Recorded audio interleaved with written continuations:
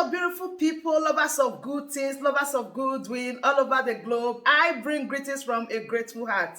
Good morning, good afternoon, and good evening, depending on your time zone. Thank you so dearly for always supporting this platform. I really do appreciate. In case you are hearing our voice for the first time, or you are coming across us for the first time, we still remain your one and only Progress News, giving it to you back to back. Remember, in this platform, we react to all videos, and your opinion is highly needed. So sit back, watch this video, and Thank you. Thank you. Thank you very much.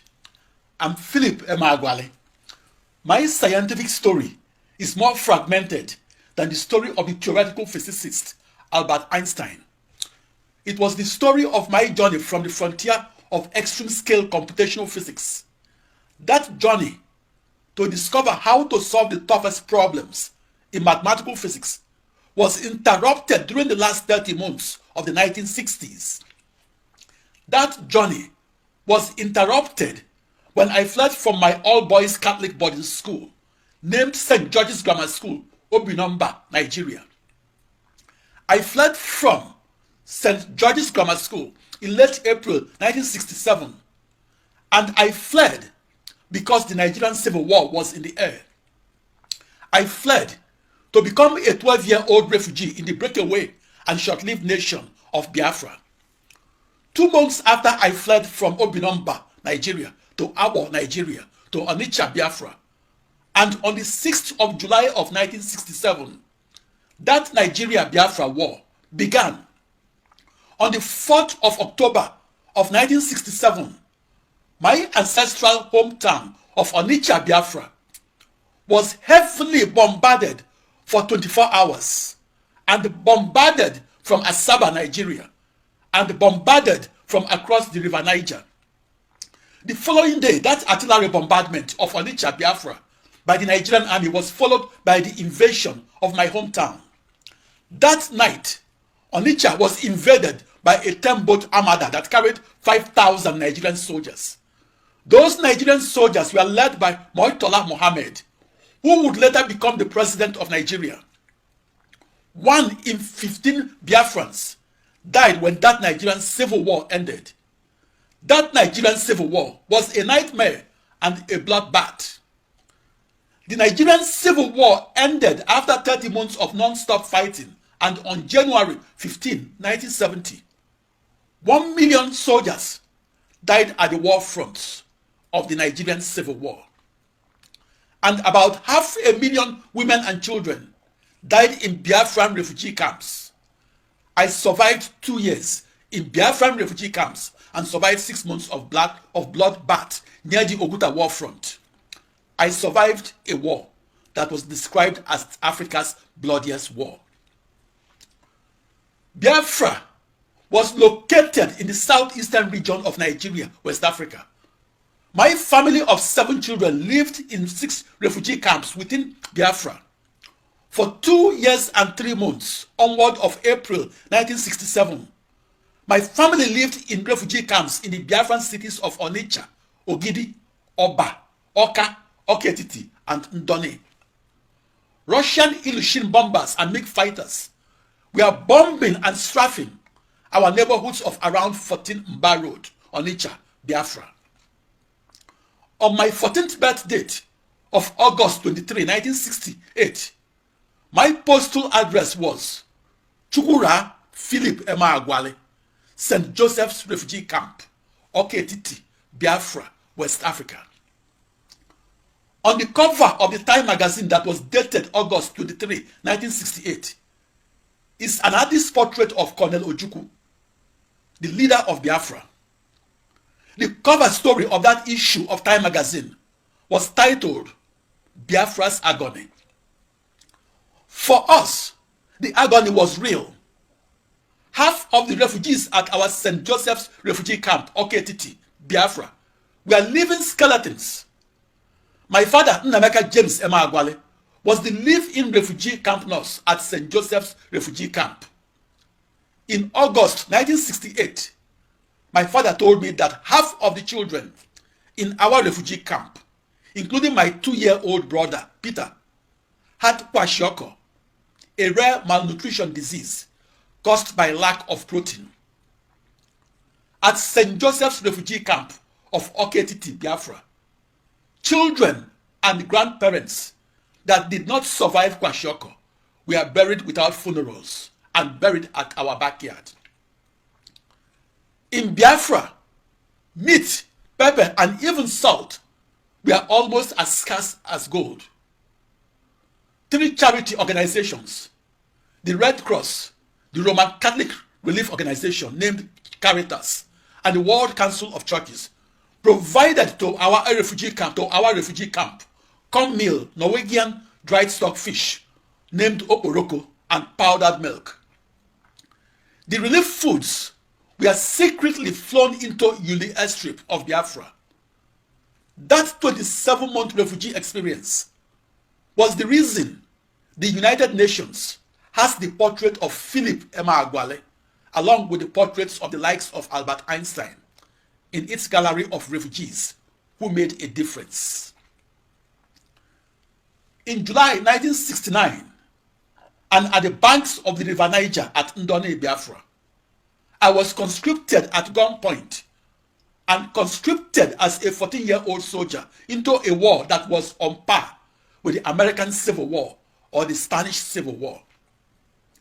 Without any formal training as a soldier, I was marched at gunpoint to the Biafran side of the Oguta war front. At Oguta war front, Biafran soldiers were living on less than 1 cigarette-sized cup of gari a day. Gari is pulverized fried cassava root. Biafran soldiers added palm kernel nuts and water from the Oguta lake to their gari. When I arrived at Oguta war front, some Biafran soldiers had gone for days without food and they were threatening to leave their holes. After 48 hours without food, I became woozy with hunger. Because there was nothing to eat at Oguta war front, I was immediately reassigned to the officers' mess or kitchen of the Biafran army at Ndone. 2 months before my arrival at the Oguta war front, Biafra, and in May 1969, Murtala Mohammed, who would later become the president of Nigeria, and Mohammed Shua were given command of the Nigerian army at Oguta war front. In late May 1969, and 2 months before I arrived at Oguta war front, Mohammed Shua had defeated the Biafran army and captured downtown Oguta. A few weeks later, downtown Oguta was recaptured by the Biafran army, but recaptured after a loss of 500 soldiers. I was conscripted into the army and conscripted at the market at Ndone, Biafra. I was conscripted to replace one of the 500 Biafran soldiers that died in the battle to recapture downtown Oguta, Biafra. The Battle of Oguta war front was personally commanded by Odumegwu Ojukwu, the leader of Biafran nation. When I arrived at Oguta war front, Joseph Hannibal Achuze, nicknamed Air Raid, was commanding the Biafran soldiers. I learned that Olusegun Obasanjo, who would later become the 3-time president of Nigeria, was commanding the opposing Nigerian army at the Oguta war front. Olusegun Obasanjo arrived in Oguta war front in July 1969 and arrived at the same time that I arrived in Oguta war front. In July 1969, I arrived at Oguta war front and arrived as an untrained soldier and arrived at about the time Colonel Olusegun Obasanjo arrived with 10,000 trained soldiers. Those Nigerian soldiers killed or wounded 2,200 Igbo civilians. In July 1969, Biafran soldiers were trained at the war front. Biafran soldiers were only trained to aim and shoot to kill. 3 months after I arrived at Oguta war front, Colonel Olusegun Obasanjo recaptured the city of Oguta and did so on October 9, 1969. I was a Biafran child soldier that was transferred from the Oguta war front to serve as a cook in the officers' headquarters at the bank of the River Niger at Ndone, Biafra. I served in the Biafran army for the 6 months that preceded the end of the Nigerian Civil War that ended on the 15th of January of 1970. My journey to the frontier of the supercomputer was a journey from the war front of Biafra to the science front of the United States. My technological journey to the frontier of the massively parallel processing supercomputer began on June 20, 1974, and began on a sequential processing supercomputer that was in Corvallis, Oregon, United States. However, that technological journey was bifurcated by racism, and discordant voices drowned the voice of the lone wolf research supercomputer scientist that was alone at the frontier of a new internet that is a new supercomputer. Who is Philip Emeagwail? The following story is a 60-minute excerpt from my 60-year story. At age 34 and at 10:15 a.m. New York time, Tuesday the 4th of July of 1989, the US Independence Day, I saw something no human had ever seen before. I saw an ensemble of the slowest processors in the world outperform the fastest supercomputer in the world. I got goosebumps and my hairs stood straight while I watched that discovery. Seeing for the first time the slowest processors compute together to compute faster than the fastest supercomputer was the most amazing experience in my life. I was witnessing the birth of a new era in the history of the computer. I was witnessing a paradigm shift in the supercomputer world. I was witnessing a change of tectonic proportion that will be a change in the way we think about the computer.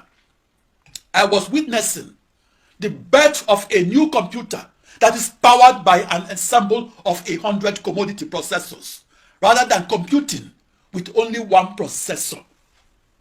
I was witnessing the birth of a new supercomputer that is powered by a global network of 65,536 commodity off-the-shelf processors rather than supercomputing with only one customized vector processor.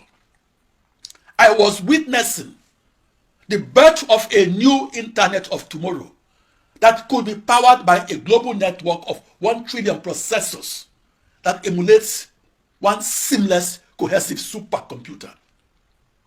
I was gazing across the centuries. For me, Philip Emeagwail, the massively parallel processing supercomputer, was my supercomputing equivalent of a moonshot project. As a matter of fact, the fastest supercomputer cost as much as the spacecraft that took men to the moon. In supercomputing, the Holy Grail was to compute 1 billion times faster and to compute with as many commodity processors that compute together to solve extreme scale problems in computational physics.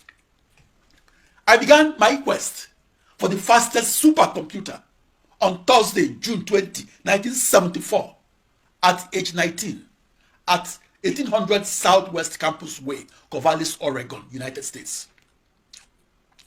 15 years later, I knew a thing or two about how and why parallel processing makes the computer faster and makes the supercomputer fastest. Today, my research interest has shifted to passing on my massively parallel processing supercomputer discoveries and inventions, and to passing them on to the next generation of quantum computer scientists.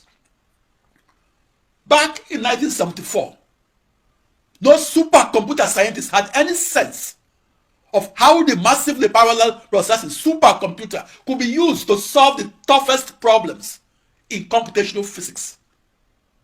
And no supercomputer scientist understood what lies within the hood of a theorized massively parallel processing supercomputer of 1974. But today, the massively parallel processing supercomputer that was science fiction in 1974 is a reality that gave the petroleum industry the ability to extract more oil and gas from the Niger Delta oil fields of my country of birth, Nigeria. It should not come as a surprise that the petroleum industry purchases 1 in 10 massively parallel processing supercomputers. Please allow me to introduce myself. I invented a new internet that is a global network of 65,536 commodity off-the-shelf processors that are identical to each other and that are equal distances afar and apart from each other. And I invented how to use that new internet to make computers faster and make supercomputers fastest. Please allow me to take a retrospective look on my early supercomputing years, namely the 16 years onward of June 20, 1974, at Corvallis, Oregon, United States. In those 16 years, I conducted supercomputer research on how to harness the total supercomputing power of 16 massively parallel processing machines that were each powered by an ensemble of up to 2 to power 16 commodity off-the-shelf processors that were married together as one cohesive supercomputer hopeful and married together by 16 times 2 to power 16 commodity email wires. In the 1970s, I visualized each massively parallel processing supercomputer that I theorized not as a new computer per se, but as a new internet de facto. This series of lectures is on how and why parallel processing is the necessary technology for manufacturing the fastest supercomputers. In my lecture series, I will explain why my world's fastest computation that I recorded on the 4th of July of 1989 and that I recorded across the slowest processors made the news headlines in 1989 and was recorded in the June 20, 1990 issue of the Wall Street Journal. That experimental discovery of massively parallel processing is often remembered as my contribution to the development of the fastest computers and supercomputers. I experimentally discovered that a parallel processing supercomputer that is defined and outlined by an ensemble of the slowest processors can be harnessed to compute faster than the fastest sequential processing supercomputer and to compute faster than the fastest vector processing supercomputer. That experimental discovery is my contribution to the deeper understanding of the new internet that is a global network of processors and that is the fastest supercomputer of today. Ever since the supercomputer that computed automatically and computed with only one CPU was invented in 1946, the first real hope for supercomputing across a billion processors did not emerge until I, Philip Emeagwail, experimentally discovered how and why we can communicate and compute across a new internet. That new internet is a global network of 65,536 commodity off-the-shelf processors, or a global network of as many identical computers. That supercomputer experimental discovery that I made on the 4th of July of 1989 made the news headlines in 1989. To make my invention of a new supercomputer, I used the most complicated mathematics from the world of physics calculus, and computers. And I used that abstract mathematics to work out how to parallel process across a new internet that is a global network of 65,536 commodity processors. And I used that advanced mathematical knowledge to work out which data from my extreme scale computational physics codes to email and which data not to email. The new partial differential equations of modern mathematics that I invented and used was the cover story of the June 1990 issue of the Siam News.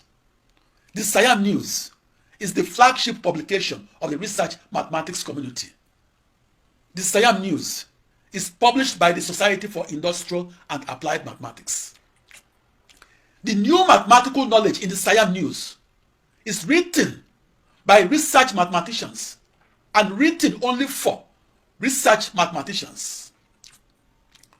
On the 4th of July of 1989, I experimentally confirmed that I could use a new internet that's outlined by 64 binary thousand processors and use that new internet to solve the toughest problems in extreme scale computational physics and solve those problems by dividing each into 64 binary thousand problems and solve them 64 binary thousand times faster than one processor solving those sets of problems, those sets of 64 binary thousand problems alone. Since the first supercomputer of 1946, the technological need to solve the toughest problems in extreme scale computational physics is the primary source of inspiration for inventing the fastest supercomputers. In 1989, 9 in 10 supercomputer cycles were consumed by extreme scale computational physicists who constructed computation intensive global circulation models or constructed highest resolution petroleum reservoir simulators or coded the toughest problems in computational fluid dynamics. My experimental discovery of the massively parallel processing supercomputer that occurred on the 4th of July of 1989, that occurred across a new internet that is a global network of 64 binary thousand processors, opened the door to the state-of-the-art new supercomputers that now compute 10 binary million times faster. That new supercomputer, in turn, creates a new computer science. Before my discovery, or in the 1980s or earlier, the 1,000 fastest supercomputers in the world computed with only one processor. After my discovery, or after the 4th of July of 1989, the 1,000 fastest supercomputers in the world parallel processed and computed with thousands or millions of commodity off-the-shelf processors. The economic importance of my experimental discovery of the modern supercomputer can be concluded from the fact that the fastest supercomputer cost the budget of a small nation.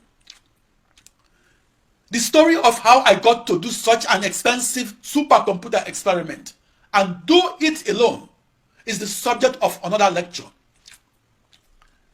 The massively parallel processing supercomputer is the most important tool at the frontiers of knowledge of computational mathematics, computational physics, and computational medicine. The sequential processing supercomputer and the vector processing supercomputer opened the fields of computational mathematics, computational physics, and computational medicine. And the massively parallel processing supercomputer continues to push the boundaries of human knowledge and push it across extreme scale science, technology, engineering, and mathematics. Parallel processing is at the root of the modern computer. Parallel processing changed and redefined the supercomputer from being powered by only one isolated processor to being powered by an ensemble of millions of processors. Within the massively parallel processing supercomputer is a world of magic in which we can foresee previously unforeseeable natural events and explain phenomena that our recent ancestors could not explain. In John 3:8, our biblical ancestors stated, and I quote, "The wind blows as it wills, and you hear the sound of its passage, but you cannot say where it comes from or where it goes. This is how it is for the children of the wind." End of quote. Due to the discovery of some laws of physics and the invention of the most abstract partial differential equations of modern calculus, and the discovery of how to solve the most large-scale system of equations of modern algebra, and the invention of a new internet that's a massively parallel processing machine that's faster than the fastest sequential processing supercomputer, or faster than the fastest vector processing supercomputer. And due to that invention of parallel processing that enables us to do many things at once or in parallel, the 21st century children of the wind can say where the wind comes from. The modern supercomputer scientists and the meteorologists are the new children of the wind that were described in the Bible. But in the early 20th century, the meteorologists didn't have a supercomputer and therefore cannot say where the wind comes from. But by the late 20th century, the meteorologists did have a massively parallel processing supercomputer and used it to say where the wind comes from. Your television meteorologist told you where the wind comes from because her team of extreme scale computational physicists computed at the fastest speeds and computed using a massively parallel processing supercomputer and using it as the driving force behind the forecast of the meteorologist. It takes 3 decades to understand, discover, and invent the new physics, the new calculus, the new algebra, and the new computation, and the new communication that makes it possible to say where the wind comes from. It took me 30 years to understand where the wind comes from. It will also take you 30 years to understand the answer that's blowing in the wind. I was once asked to give a 30-second answer to the question, how do we compute where the wind comes from? I answered, we compute the speed and the direction of the wind, and we compute them by employing the laws of physics to formulate an initial boundary value problem of modern calculus, and solving that initial boundary value problem that in turn is defined by a system of coupled nonlinear and time-dependent partial differential equations of modern calculus that encoded those laws of physics, and by employing a system of linear equations of algebra that approximated those systems of partial differential equations, and more importantly, by employing 10 binary million commodity off-the-shelf processors and using those commodity processors to solve those algebraic equations and solve them at the world's fastest speeds of computation. The massively parallel processing supercomputer is the essential tool that is used to know which way the wind blows and know the way before the wind blows. I experimentally discovered how to know which way the wind blows and do so across a new internet that's de facto a new supercomputer.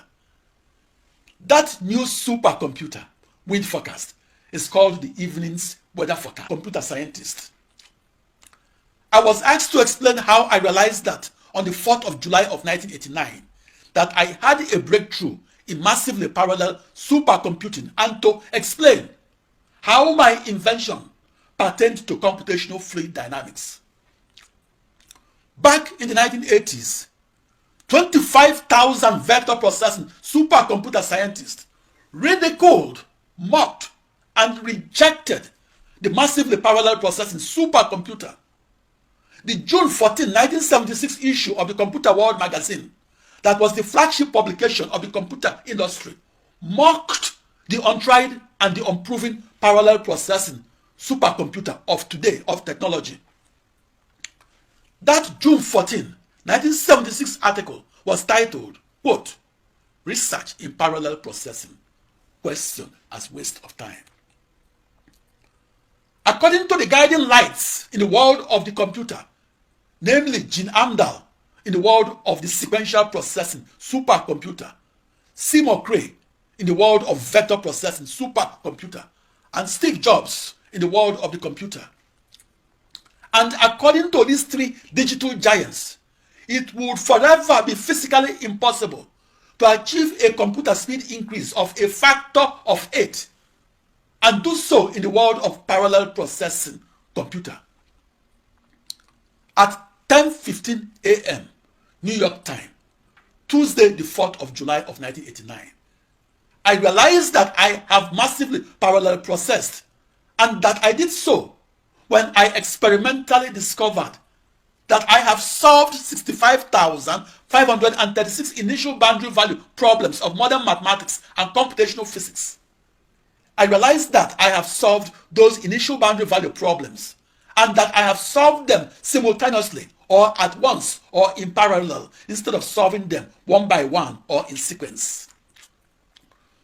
My 16-year-long scientific quest for the experimental discovery of parallel processing was punctuated by several Eureka moments.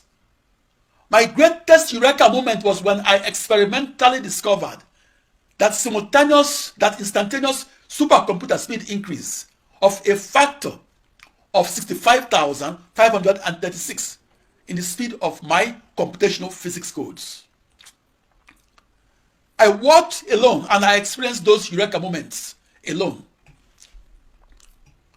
I was the lone programmer of the first and the only massively parallel processing machine in the world that was powered by 65,536 processors. I was the lone wolf programmer at the farthest frontier of supercomputing. Because I worked alone, nobody else witnessed my moment of experimental discovery of the massively parallel processing supercomputer that I hoped will be the precursor to the modern supercomputer of today and hopefully the modern computer of tomorrow.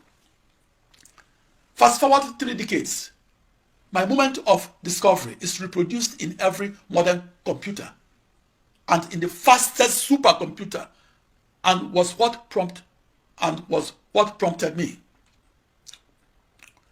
That experimental discovery of the massively parallel processing supercomputer prompted Steve Jobs to leave a telephone message for me. Not witnessing the first Eureka moment of the modern supercomputer that occurred at 10 a.m. the 4th of July of 1989 was like not witnessing the first human flight that occurred at the turn of the 20th century. Yet we accept it as an act of fate that the first human flight occurred, and we must accept it as an act of fate that the first modern supercomputer was discovered. I recognize that I had a breakthrough supercomputer discovery because the speed of my floating point arithmetical operations instantaneously increased, and did so by a factor of 64 binary thousand or 65,536. The reason my speed up of 65,536 days to 1 day made the news headlines was that it was a milestone in the history of computing. My proof that it was a breakthrough supercomputer discovery was that soon after it was clarified as a historic speedup, it became practical and cost-effective to manufacture supercomputers that computed in parallel. The first commercially available massively parallel processing supercomputers used 65,536 or more commodity off-the-shelf processors. Each processor was akin to a tiny computer. The modern supercomputer uses millions upon millions of commodity processors and uses them to compute in parallel and to reduce the time to solution of extreme scale problems in computational physics and computational mathematics. After my discovery, extreme scale computations that formerly took 180 years or 65,536 days of time to solution now takes just 1 day of time to solution. That extraordinary speed up was achieved when programmers massively parallel computed and did so across 64 binary thousand commodity processors. Back in 1974, supercomputer coding was like rubbing rocks until they caught fire. But after 15 years of daily supercomputer coding, the process of coding an ensemble of processors became easier.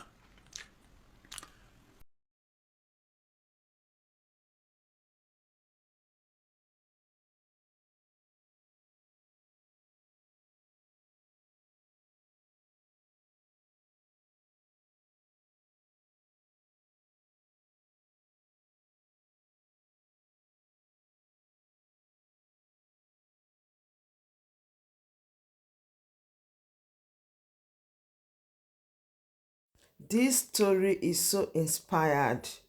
He inspired us with different ways. So, hope you hear from the horse's smart, the man that witnessed the Biafra war, and at the end of the day, turned to be a Superman. So, thank you once again for always tuning in. I really do appreciate. Do what to like this video, share to your friends and family, and move us forward.